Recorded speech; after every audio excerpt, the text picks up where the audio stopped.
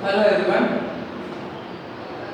तो हम लोगों ने लास्ट वीडियो में इतना सब कुछ देखा था, ठीक है।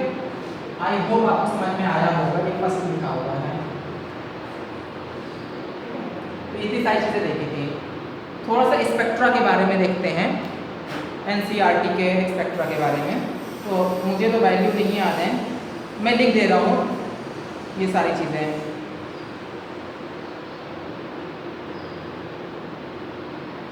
आपको भी कुछ चीज़ें केवल समझनी है, रटना नहीं है, कुछ भी आपको चीज़ें समझनी है यहाँ पर आपको। तो देखिए, सपोज दैट हमारे पास एक एग्जांपल है CO। मैं 2 या 3 लिख रहा हूँ, बाकी इसमें लिस्ट बनी हुई है। पेज नंबर कौन सा है?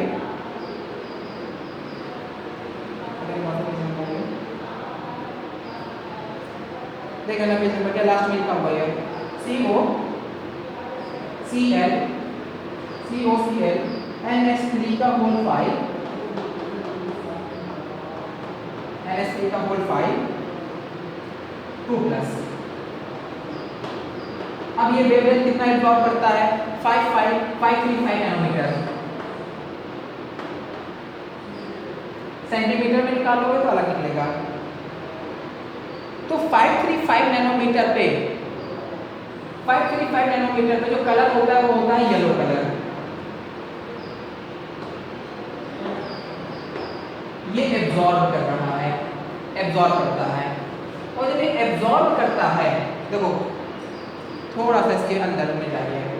अब देखिए सबसे पहले इसका इलेक्ट्रॉन को देख निकालो जरा पहले, कितना ऑक्सीडेशन स्टेट है इसका। तो ऑक्सीडेशन स्टेट आपको पता चलेगा 3 है, यानी कि कोबाल्ट की प्लस 3 ऑक्सीडेशन स्टेट है। अब इलेक्ट्रॉनिक कन्फिगरेशन जरा कर लेते हैं। इलेक्ट्रॉनिक कन्फिगरेशन करते हैं तो हमें पता ये चलेगा कि इसका कितना होता है electronic, scandium, titanium, vanadium, scandium, titanium, vanadium, chromium, manganese, iron, cobalt. तो 21, 22, 23, 24, 25, 26, 27, यानी कि आपका ये है 27, यानी कि 9 4s2 3d कितना हो जाएगा यहाँ पर 7। ये कन्फिगरेशन है हमारा। कोबाल्ट का कन्फिगरेशन देखिए क्या है, 3d7 4s2। अब 3d7 4s2 में इसका ऑक्सीडेशन कितना है +3, यानी कि ये तो निकल गया, एक इसमें से निकल जाएगा, बचा कितना 3d6। अब 3d6 को जरा बना लेते हैं हम लोग। ये d ऑर्बिटल है हमारा, 1 2 3 4 5, 1 2 3 4 5 और 1 6 इलेक्ट्रॉन हमारे यहाँ पर फिल हो गए। अब यहाँ पर ये अमोनिया कैसा है, स्ट्रॉन्ग फील्ड लिगेंड है या वीक फील्ड लिगेंड है? पता चला कि स्ट्रॉन्ग में जाएगा। ये स्ट्रॉन्ग में जाएगा तो इलेक्ट्रॉन को ये पेयर कराएगा, और जब इलेक्ट्रॉन को पेयर कराएगा, एक मिनट, जब इलेक्ट्रॉन को पेयर कराएगा अमोनिया, तो इलेक्ट्रॉन कहाँ कहाँ जंप करेंगे? ये वाला तो यहाँ पहुँच गया और ये वाला इलेक्ट्रॉन हमारा यहाँ पहुँच गया। क्लियर? अब हमारे पास में जो कन्फिगरेशन आएगा वो आएगा D2 और sp3 हाइब्रिडाइजेशन की 5 नहीं है, D2 sp3 है। क्लोरीन एक अपना इलेक्ट्रॉन को अनपेयर रखे हुए होगा, यानी कि जब स्प्लिटिंग होगी, तो आपके स्प्लिटिंग में 2 यहाँ पर और 1 यहाँ पर 3 ऑर्बिटल्स बनेंगे। 3 ऑर्बिटल्स बनेंगे तो देखिए आपके पास 6 इलेक्ट्रॉन है, 1 2 3 4 5 6 इलेक्ट्रॉन आप यहाँ फिल हो गए। ऊपर वाले को पूरा डब्बा खाली है। यहाँ कौन भर रहा होगा? अमोनिया आगे आ रहा होगा, यहाँ अमोनिया। अब जब आप इस पर एनर्जी डालोगे तो क्योंकि इसकी स्प्लिटिंग एनर्जी बहुत हाई होगी, क्यों? क्योंकि अमोनिया हमारा स्ट्रॉन्ग फील्ड लिगेंड है। मैंने पिछली वीडियो में बताया था आपको, स्ट्रॉन्ग फील्ड लिगेंड अगर होंगे तो उसकी स्प्लिटिंग एनर्जी बहुत हाई होगी। तो अमोनिया में स्ट्रॉन्ग फील्ड लिगेंड है तो यहाँ पर स्प्लिटिंग एनर्जी बहुत हाई होगी, तो वो कितना एब्जॉर्ब करेगा एनर्जी? 535 नैनोमीटर की एनर्जी को एब्जॉर्ब करेगा इलेक्ट्रॉन को जंप कराने के लिए। और जब इलेक्ट्रॉन ये जंप करेगा तो 535 को एब्जॉर्ब कर चुका होगा, रिलीज। फिर ये क्या होगा? फर्दर अपनी घर वापस आएगा, फर्दर बैक आएगा, जहाँ से भी ये गया है वहाँ से ये बैक आएगा। और जब ये बैक आएगा तो कितनी एनर्जी, ये कौन सी कलर को इंडिकेट करेगा? वॉयलेट, येलो कलर की एनर्जी को उसने एब्जॉर्ब किया, और जब ये रिलीज करेगा तो वो वॉयलेट कलर की एनर्जी को रिलीज करेगा। तो ये फिनोमेना होता है इलेक्ट्रॉनिक ट्रांजैक्शन का और कलर को इंडिकेट करने का, कि जब इसमें इलेक्ट्रॉन्स होते हैं वो इलेक्ट्रॉन्स जंप करते हैं ऊपर से नीचे से ऊपर की तरफ में, क्योंकि आपने देखा था यहाँ पर अनपेयर्ड इलेक्ट्रॉन दिखाई दे रहे हैं शुरुआत में, और वो अनपेयर्ड अनपेयर्ड इलेक्ट्रॉन की जंप करना है, तो ये पेयर नहीं करते कभी भी, अनपेयर्ड करते हैं। और जब ये पेयर करेंगे तो एक डिफरेंट टाइप के वेवलेंथ को एब्जॉर्ब करेंगे। जब डिफरेंट टाइप के वेवलेंथ को एब्जॉर्ब करेंगे तो उनका एक अपना अलग पर्टिकुलर कलर होगा, और जब वो रिलीज करेंगे तो वो डिफरेंट वेवलेंथ को रिलीज करेंगे, उस समय उनका पर्टिकुलर कलर अलग हो। आपको रटने की जरूरत नहीं है, इसमें से कुछ भी आपको बिल्कुल नहीं रटना है, सिर्फ आपको फिनोमेना समझना है। सामने वाला जब क्वेश्चन देगा तो उसमें कलर ऑलरेडी लिखा होगा, आपको एक्सप्लेन करना है कलर के बारे में, बस आपको सिर्फ अपने थ्योरी पोर्शन से एक्सप्लेन कर देना है। ऑलरेडी कलर्स लिखे हुए होते हैं, मैक्सिमम कलर्स लिखे होते हैं, एक दो कलर से टाइटेनियम एग्जांपल लेंगे वो कलर आपको रखना है, बाकी कलर मैक्सिमम लिखे हुए होते हैं। तो आपको यहाँ पर सारे कलर्स नहीं देख रहे हैं, जो एनसीईआरटी में एक 4 या 5 की लिस्ट बनी हुई है, लास्ट में देखना बनी हुई है, तो वो आपको केवल थोड़ा सा उसमें समझना है केवल चीज़ों को, और हो सके तो उसकी वैल्यूज़ को रख लीजिए कि हमारी ये वैल्यूज़ में होती हैं। तो वहाँ इस तरीके से हम इलेक्ट्रॉन को देखते हैं, वो एनर्जी रिलीज करते हैं वो। तो जितने भी आपके कोऑर्डिनेशन कंपाउंड्स हैं वो सारे डिफरेंट कुछ तो होते हैं कलरलेस होते हैं। कलरलेस कौन होंगे? जिसके पास में पेयर्ड इलेक्ट्रॉन होंगे, क्योंकि उसमें अनपेयरिंग होगी नहीं। जब अनपेयरिंग नहीं होगी तो वहाँ पर हमारा कलर शो नहीं करेगा। अगर अनपेयर्ड इलेक्ट्रॉन है तो वहाँ पर कलर शो करेगा, और कलर शो करेगा तो कैसे करेगा, उस बात को एक्सप्लेन आप कैसे करोगे वो चीज़ है। तो ये तो आपको समझा दिया कि अलग जो कलर एब्जॉर्ब करता है वही कलर रिलीज नहीं करता, वो डिफरेंट टाइप के कलर को रिलीज करता है। तो अगर ये 535 नैनोमीटर को एब्जॉर्ब कर रहा है और 535 नैनोमीटर में जो कलर आता है वो येलो होता है, इसका मतलब जो रिलीज करेगा वो डिफरेंट वेवलेंथ का होगा, और उसका हमने नाम दे दिया वायलेट कलर का है। एनसीईआरटी में लिस्ट बनी है, देखिएगा क्लियर हो गई बात। अब हम एग्जांपल लेते हैं टाइटेनियम हेक्सा एक्वा कॉम्प्लेक्स का, टाइटेनियम H2O का होल 6 3+। एक मिनट देख लें 3+ से क्या है।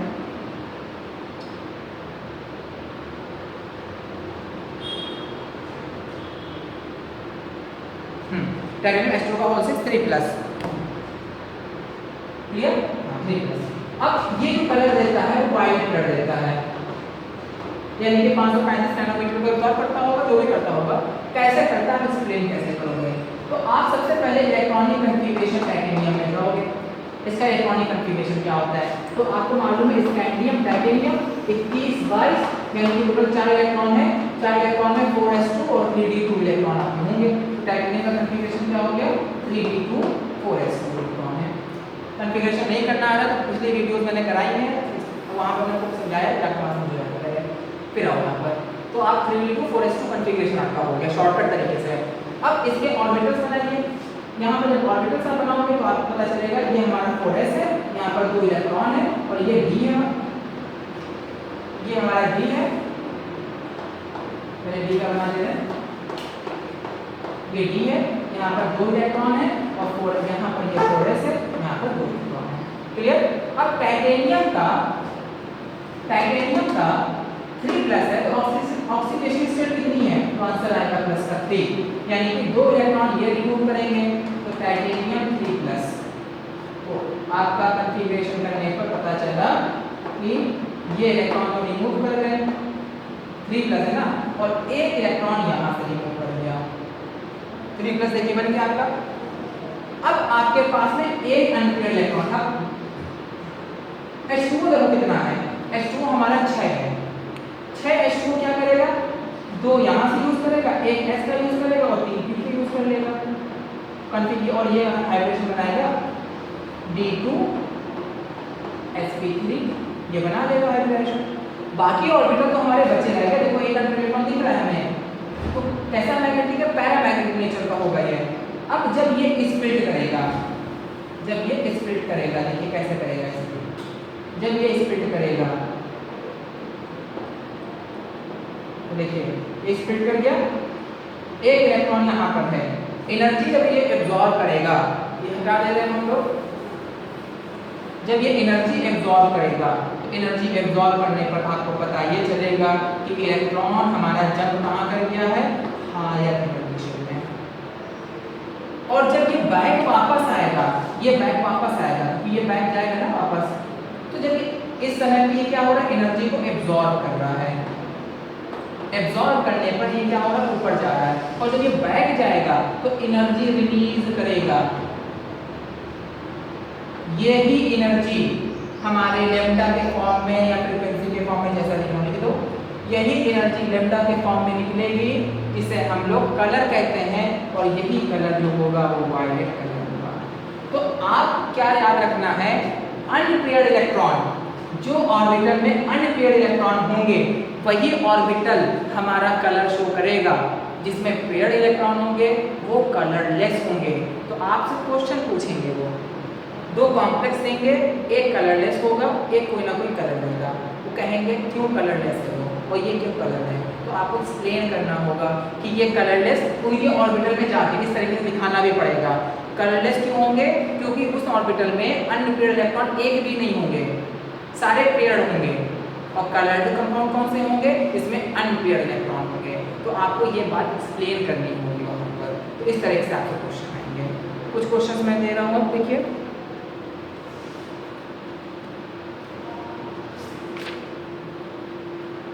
एक और चीज समझ लीजिए, आपने क्या क्या फिजिकल फील्ड में पढ़ा है, डेल नॉट और डेल टी, आपने ये पढ़ा है, दो ही तो पढ़े हैं हम लोगों ने, ठीक है। तो कभी कभी पूछता है what is the relationship between this and this, तो आप लिखोगे रिलेशनशिप बिटवीन दिस और दिस इज इक्वल 4/9 डेल, ये रिलेशनशिप होता है। यानी कि एक की एनर्जी अगर आपको दी होगी, दूसरे की एनर्जी आप बड़े आसानी से निकाल सकते हो इस फॉर्मूले से।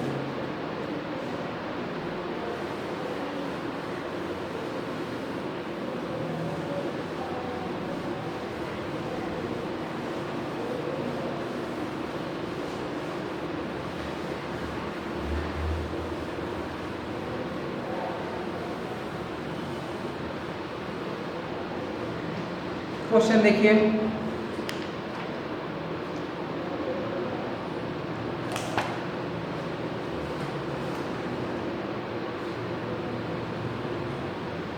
आपको इलेक्ट्रॉनिक कॉन्फ़िगरेशन में मैं क्वेश्चन लिख दे रहा हूँ यहीं पर, right electronic configuration on the basis of CFT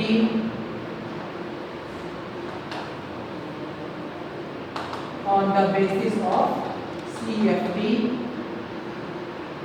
and predict the Weber complex paramagnetic and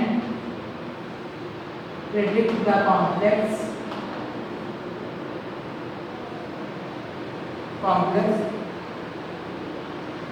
is a paramagnetic or diamagnetic, is paramagnetic and diamagnetic. Question क्या क्या है देखिए, मैं कुछ करूंगा बाकी आप कुछ करना। Cn का होल 6 4 माइनस, वेरी गुड। दूसरा है कोबाल्ट NH3 का होल 6 3 प्लस। तीसरा है कोबाल्ट NH3 का होल 6 2 प्लस। देखिए दोनों में फर्क क्या है, 4 में ये भी देखिए कोबाल्ट का ही है, H2O का होल 6 3 प्लस। फिफ्थ में देखिए रोडियम का ले लिया अपनी बार, rhodium complex, rhodium F6 3 minus. चलो रोडियम हटा दे रहे हैं, हमारे सिलेबस में नहीं होगा। रोडियम रीडियम को क्या, nickel, nickel F6, nickel F6 2 minus. Chromium भी है हमारे सिलेबस में, तो क्रोमियम कॉम्प्लेक्स ले लें, क्रोमियम Cn का होल 6 3 माइनस। फिर 7 में ले लिया कोबाल्ट का भी हमारे सिलेबस में है, कोबाल्ट F6 3 माइनस। क्लियर हो गया भाई। तो इलेक्ट्रॉनिक कॉन्फ़िगरेशन करना है और आपको क्या करना है इसमें, पैरामीटर डायमेंशन। तो ये क्वेश्चन नंबर 1 देखिएगा, एक करना है बाकी आप कर देना। सपोज दैट मेरे पास कॉम्प्लेक्स है FeCN का होल 6 4 माइनस। क्लियर, क्या करना है सबसे पहले, इलेक्ट्रॉनिक कॉन्फ़िगरेशन क्या है, scandium, titanium, beryllium, chromium, manganese, iron, iron हमारा 6 पे आ रहा है, यानी कि 21, 22, 23, 24, 25, 26 26 होता है, यानी कि 6 + 2 8 है। कॉन्फ़िगरेशन क्या होगा इसका Fe का हमारा 4s2 and 3d6। ठीक, अब यहाँ पर कितना ऑक्सीडेशन स्टेट है तो पता चलेगा आपको, +2 ऑक्सीडेशन स्टेट है, +2 है, +2। तो Fe का +2 ऑक्सीडेशन के स्टेट के लिए आप करोगे 3d6 and 4s2। ये लिखोगे आप, क्लियर हो गया। अब इसका ऑर्बिटल आप बनाओगे। Fe का ऑर्बिटल क्या बनेगा आपका 1 2 3 4 5 और ऑर्बिटल बनेगा 5 ऑर्बिटल आपके स्प्लिट करेंगे, सॉरी ये हट जाएगा ना आपका 3d6 बचा।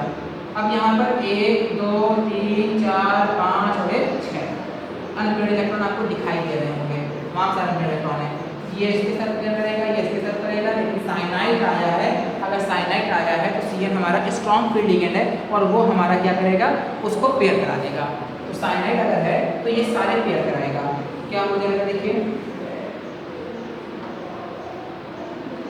अब साइनाइड अगर आएगा तो स्ट्रॉन्ग फील्ड लिगेंड है, आपको मैंने बताया था साइनाइड हो गया, अमोनिया हो गया, ये हमारे स्ट्रॉन्ग फील्ड लिगेंड है, वाटर हो गया, फ्लोरीन हो गया, क्लोरीन हो गया, ये सब वीक फील्ड लिगेंड है। तो साइनाइड हमारा आया, तो साइनाइड क्या करेगा देखिए, यहाँ पर कितने इलेक्ट्रॉन है, 1 2 3 4 5 6 इलेक्ट्रॉन है, ठीक 3 इलेक्ट्रॉन 6 इलेक्ट्रॉन है, ये हमारा Eg सेट है, ये हमारा E2G सेट है। कैसा ज्योमेट्री आपको दिख रही है, ऑक्टाहेड्रल ज्योमेट्री दिख रही है। तो यही वाला स्प्लिटिंग होगी, स्प्लिट होने के बाद में आप इलेक्ट्रॉन को फिल करोगे। यहाँ पर इलेक्ट्रॉन कहाँ पर, पहले आपके 6 इलेक्ट्रॉन है, D6 है आपके पास में 6 इलेक्ट्रॉन है, कैसे फिल करोगे 1 2 3 इलेक्ट्रॉन को फिल कर दिया मैं यहीं पर। अब तीसरे के बाद चौथा इलेक्ट्रॉन कहाँ जाएगा, पिछली वीडियोस में देखो जाके आपको पता चल जाएगा कहाँ जाएगा। चौथा इलेक्ट्रॉन जाएगा, अगर हमारा स्ट्रॉन्ग फील्ड लिगेंड है चौथा इलेक्ट्रॉन तो वहीं पर फिल होगा नीचे वाले में, यहाँ पर हो जाएगा चौथा, पांचवा और छठा इलेक्ट्रॉन। तो क्या होगा इलेक्ट्रॉनिक कॉन्फ़िगरेशन इसका, इलेक्ट्रॉनिक कॉन्फ़िगरेशन CMP के हिसाब से क्या होगा T2G 6 इलेक्ट्रॉन और Eg 0 इलेक्ट्रॉन। अब आपको सारे इलेक्ट्रॉन कैसे दिख रहे हैं, पेयर्ड दिख रहे हैं। तो कैसा नेचर हुआ ये, पहला मैग्नेटिक है, डाया मैग्नेटिक, आंसर है पहला मैग्नेटिक। क्लियर, इस तरीके से आप इसको सॉल्व करोगे और इन क्वेश्चन को आप देखोगे तो आप एक क्वेश्चन सारे देखिएगा, सारे आपको क्लियर हो जाएंगे। बाकी कोबाल्ट के सारे कॉम्प्लेक्स है, निकल के कॉम्प्लेक्स है, क्रोमियम के कॉम्प्लेक्स है, कोबाल्ट के हैं, तो ये सारे बड़े आसानी से आपको सॉल्व हो जाएंगे और सभी में आपको आंसर आ जाएगा। तो आप इसको देखिएगा, अगर आपको नहीं आता है तो आप बता देना, तो आप उसको हम लोग नेक्स्ट फिर हम लोग अलग पर्सनल उसको हम लोग सॉल्व कर लेंगे या सॉल्व करके हम आपको भेज देंगे। तो अब आपका ये यहाँ पर कंप्लीट होता है। इसके बाद में कार्बोनिल कंपाउंड के कुछ एग्जाम्पल हैं, बॉन्डिंग स्ट्रक्चर है, तो थोड़ा सा स्ट्रक्चर है वो देख लेते हैं, इस वीडियो को एंड करते हैं।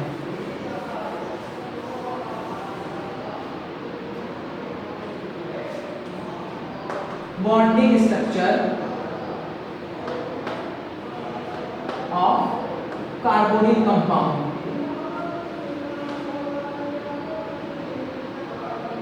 कार्बोनिल कंपाउंड, कार्बोनिल कंपाउंड कुछ हम एग्जांपल ले लेते हैं कार्बोनिल कंपाउंड के जो आपके सिलेबस में है।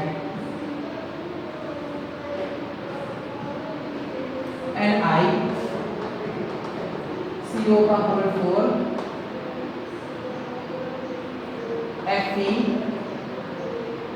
FeCO का होल 5,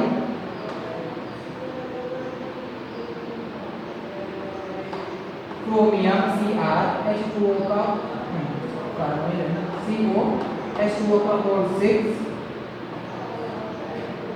थोड़ा सा और ज्यादा बनाते हैं Mn2 CO का होल 10,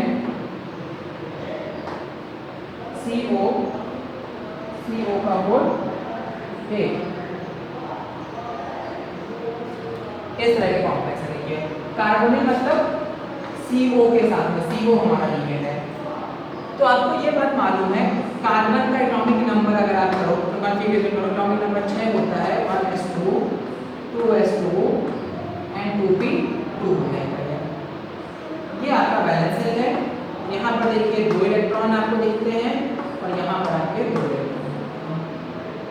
जब इसको हम लोग यहाँ पर कराते हैं, यहाँ पर आता है और ये होने के बाद में इसको कहते हैं एक्साइटेड स्टेट। कार्बन मोनोऑक्साइड में ऑक्सीजन का जरा कन्फिग्रेशन देखो, एटॉमिक नंबर 1 है, configuration 1s2 2s2 and 2p, charge अब ये हमारा वैलेंस सेल है, तो ये हमारा 2s हो गया और 2p में देखिए कितने इलेक्ट्रॉन है 1 2 3 और 1। देखो इनको कितना चाहिए, एक इलेक्ट्रॉन इनको चाहिए, एक इलेक्ट्रॉन को चाहिए, तो ये इलेक्ट्रॉन क्या करेंगे इनके साथ में शेयर कर लेंगे और बना लेंगे कार्बन मोनोऑक्साइड। एक इलेक्ट्रॉन देखिए बच गया, एक इलेक्ट्रॉन हमारा बचा हुआ है इस ऑर्बिटल में। अब देखिए एक ऑर्बिटल तो हमारा वैकेंट रह गया ना, तो एक ऑर्बिटल हमारा वैकेंट रह गया, तो एक ऑर्बिटल का ये पॉजिटिव लोब है और ये नेगेटिव लोब है, हमने बना दिया। क्लियर हो गई बात नहीं आपको? अब जब मेटल के साथ में ये लोग कंबाइन करते हैं, सपोज दैट ये मेटल के साथ में CO होगा, तो आपको मालूम है मेटल के साथ में जो CO ने कौन सा इलेक्ट्रॉन दिया होगा, ये वाला इलेक्ट्रॉन दिया होगा। तो मेटल के साथ में जब CO अटैक करता है तो मेटल के ऑर्बिटल में CO अपना ये इलेक्ट्रॉन डोनेट करता है। तो जब ये इलेक्ट्रॉन डोनेट करता है तो एक इलेक्ट्रॉन डोनेट करता है, उसे कहते हैं सिग्मा बॉन्ड बनाता है। ये सिग्मा बॉन्ड बनाता है by sigma donor, sigma donor. तो इसके साथ में 2 ऑर्बिटल हमारे खाली हैं। अब आपको यह भी मालूम है मेटल के पास में d ऑर्बिटल होने की वजह से उनके पास इलेक्ट्रॉन की कमी नहीं है, देखो उनके पास बहुत इलेक्ट्रॉन होते हैं और इलेक्ट्रॉन जो वैकेंट d ऑर्बिटल में हैं वो क्या करते हैं CO के वैकेंट ऑर्बिटल में इलेक्ट्रॉन को वो लोग शेयर करते हैं, तो इसको कहते हैं पाई डोनर। ये क्या है पाई डोनर। तो कोबाल्ट करता क्या है,